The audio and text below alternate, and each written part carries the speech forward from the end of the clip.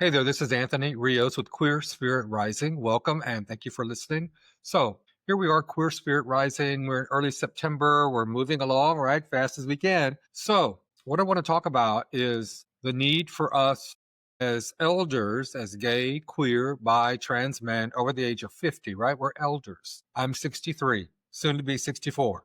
As elders in the community, it's time for us to start looking at how we bring cohesion to this next chapter of life, because so many of us, and myself included, over the years, really since coming out, we learned how to separate ourselves in the different spaces that we occupy. We learned how to compartmentalize the different areas or aspects of our life. And that's done a lot of damage. It's done a lot of damage to us. I know it did a lot of damage to me because you had to separate yourself. You were one way at work, you were one way with your family, you were one way with your tricks. You were one way with your lover. We said lover back in the day, right?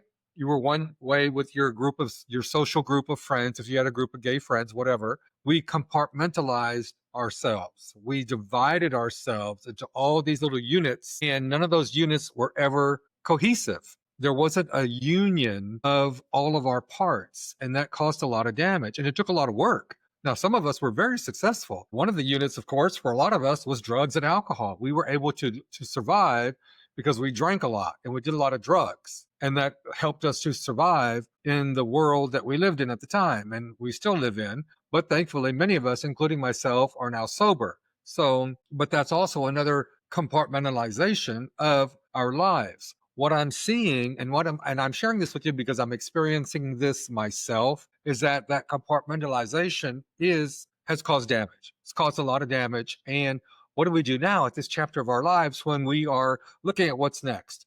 From a spiritual perspective, to be spiritually healthy, emotionally healthy, mentally healthy, and physically healthy, right? So for many of us, we're looking at our physical health. What can we do to make ourselves as physically strong as possible for this next chapter of our life? So for me, it was no drugs, no alcohol, exercising, eating a lot better. I don't say I eat right, but eating a lot better than I did before. But the main thing was I don't smoke cigarettes, I don't do drugs, I don't drink. And I'm in the best physical health I've been in years, years, and years.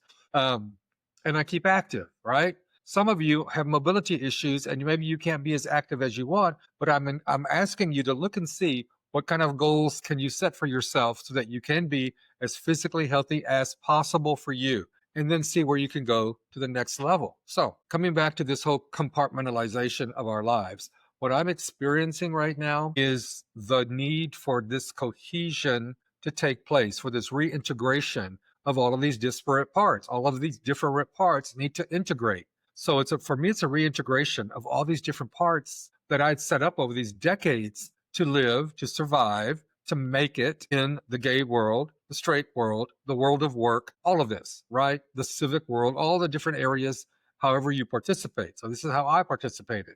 But you had to chop yourself up. You had to chop yourself up into different pieces in order to go about and have any kind of success, and that caused damage because all those pieces really need to be unified. They need to be unified. They need to be cohesive. And the way I'm seeing it now is like a fusion. There needs to be a fusion of all these parts so that your true self can fill in all the spaces that need to be filled in so that you're whole and complete. And that's how I'm experiencing it right now. And look, I've done a lot of work over the years on self-improvement, spiritual health, spiritual training and development, et cetera. I teach and all this kind of stuff. And so I'm not any better than anybody else when it comes to, sometimes there's things that just fuck you up and you have to stop and think about, what the fuck is that about? Why is this bothering me? Why did I wake up this way today? Why did I wake up with all this crazy chatter in my head about how screwed up I did something or how fucked up I was back then? And why does that memory keep popping up, right? That's our mind. Our mind's going to keep doing that to us. It's going to keep fucking with us. So we have a lot of chatter in our head.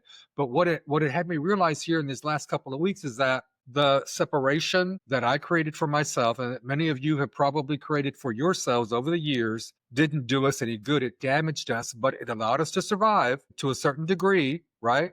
It allowed us to thrive even to a certain degree. But now what I'm experiencing, because what my soul is telling me I need is cohesion, unity, unison, integration, and fusion. I like that word fusion, right? There's something about that that I think is in our It's inside of us already. Our body knows how to do it, our mind and our spirit knows how to do it. We just don't know how to express it. So fusion, this integration, this cohesion is necessary for us now as we embrace elderhood and move into this next chapter and how we're going to contribute to the world around us, how we're going to contribute to ourselves and our loved ones, whether you have a partner, a husband, a spouse, whatever, right? And your family, if you still have family, if you're on good terms with your family. I'm on very good terms with my blood family, more than I was 20, 30 years ago. So those are all very important pieces. So I'm going to look at some notes here because I want to make sure I don't forget it. So what I'm seeing is this cycle for us. Now that we've reached our elder years, there's a cycle. So we've emerged, right?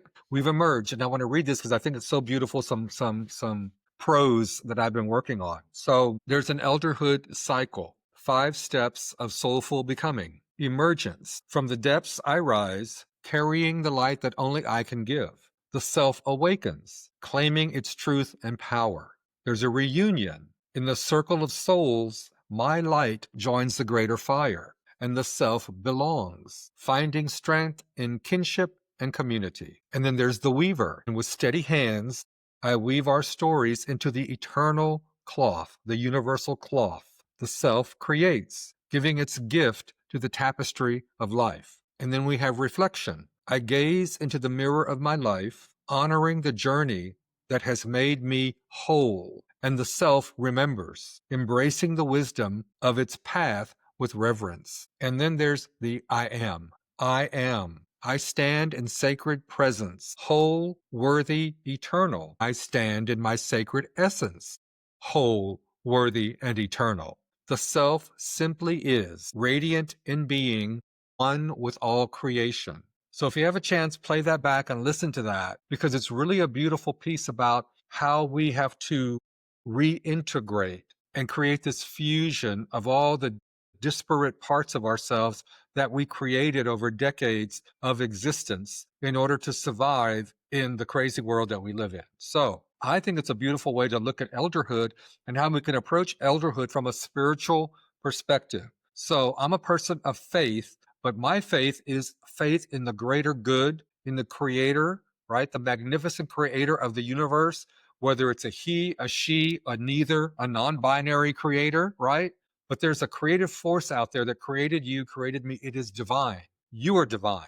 I am divine. We are part of a divine whole, a universal essence that's light, right? And in my experience, over 30 years of study and practice and teaching, it's light. It really is. It's a beautiful divine light. At any rate, there's more about that to come. But I want you to think about this cohesion and integration that's required for you.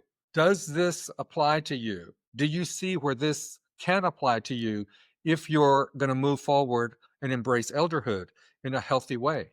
If you're going to embrace this next chapter of your life in a loving, compassionate way with yourself that allows you to experience the divine part of you. I want to say parts, the divine parts of you, because all of these parts, even though we created them to survive and to thrive, right? In my view, all of those parts are divine because they come from a divine essence. They come from a divine whole. And that wholeness now is asking to be reunified. What was once whole, which we took apart, is now asking to be reunified, reintegrated, be made whole once again. To be made whole once again. So I'm asking you to look at that, see if that resonates with you. And if it does, great. Come join us in Queer Spirit Rising. Queer Spirit Rising is a movement. It is a movement for gay, queer, bi, trans men over the age of 50 that is creating a powerful way for you to look at what's next for you in this next chapter of life and to embrace elderhood. It's asking something of you. It is asking something of you. And it takes a certain kind of person to be willing to awaken themselves to say, okay, yes, I want to be part of that. It's not going to call to everybody. I know that. It's not going to call to everybody. And that's a good thing. On one level, it's a good thing because there are some people, there's a lot of queens out there. There are a lot of queens. Let me say this the right way. I already know there are a lot of queens out there my age who could give a shit about what I'm doing. And you know what? That is absolutely okay. That is just fine. Those queens want to still go and go to Sunday Fun Day and go sit at happy hour every day and get drunk on their little vodka tonic and whatever they're drinking. And, keep that look. Go for it, sister. Go for it, girl. Because you know what? You got to do you. I'm going to do me. And I'm saying this way because look, been there, done that. I know what it's like to go to the same happy hour stool every day, sit in the same goddamn place every day and get drunk. If I added up all those dollars that I spent at that damn bar over the last, I don't know, 25, 30 years, I could have bought a couple of houses. So all I'm saying is, I already know this is not going to call to everybody. Some of you queens could give a rat's ass about any kind of spiritual anything. That's fine. You do you, sister. So if this does call to you, and if you want to embrace elderhood, I come at it from how I was raised. I was raised by queens. I was raised by some ferocious, hardcore, wonderful, loving queens, divas, grand divas. But they taught me something very important. They taught me how to love myself no matter what the society was telling us, especially our own gay community. And some folks in our own gay community were the biggest motherfuckers out there that would try to tear you down. And you know exactly what I'm talking about. And you probably know some of the people I'm talking about, because if I had them in my circles, you had them in your circles. If they were in the bars I went to, they were in the bars you went to, right? So I don't have time to be wishy-washy about it, right? I made it this far and you made it this far. Put up or shut up, honey. This is where we're at. So if you're interested in embracing the elderhood in a sacred way, a divine way that reconnects you with your divine essence and your true self, and you're ready to be made whole, come join us. Check out Queer Spirit Rising. Love to have you. Check it out. All right.